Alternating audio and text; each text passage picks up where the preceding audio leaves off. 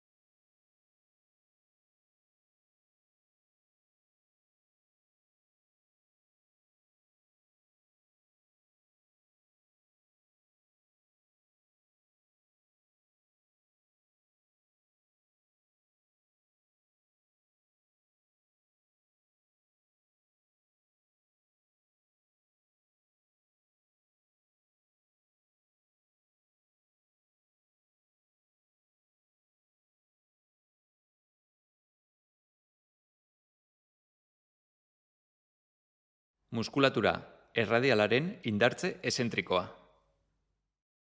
Eserita jarriko gara, ukondoa tolestuta, besaurrea mahai gainean bermatuta, eskumuturra ertzean eta eskua mahaitik kanpo, erpurua gora begira. Pisu bati edo botila bat uri helduta, beste eskua erabiliz eskua altxatuko dugu. Eta jaisteko mugimendua 5 segundoz geldiaraziko dugu.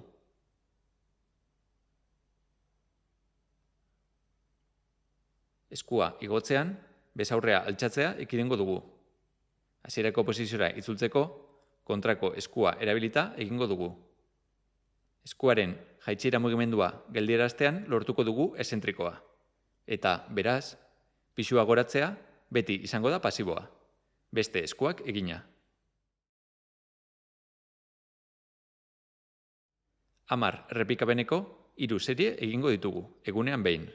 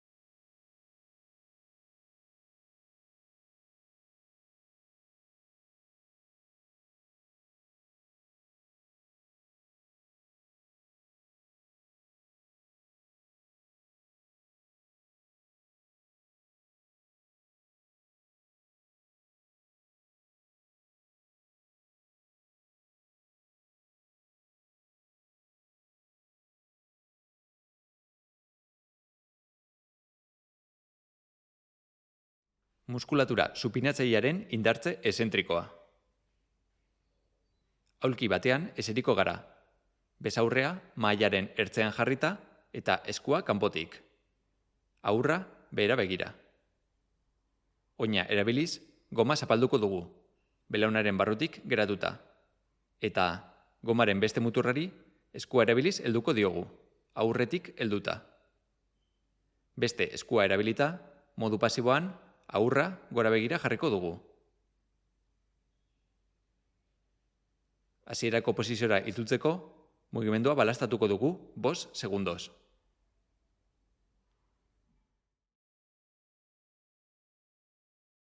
10 errepikapeneko 3 serie egingo ditugu, egunean behin.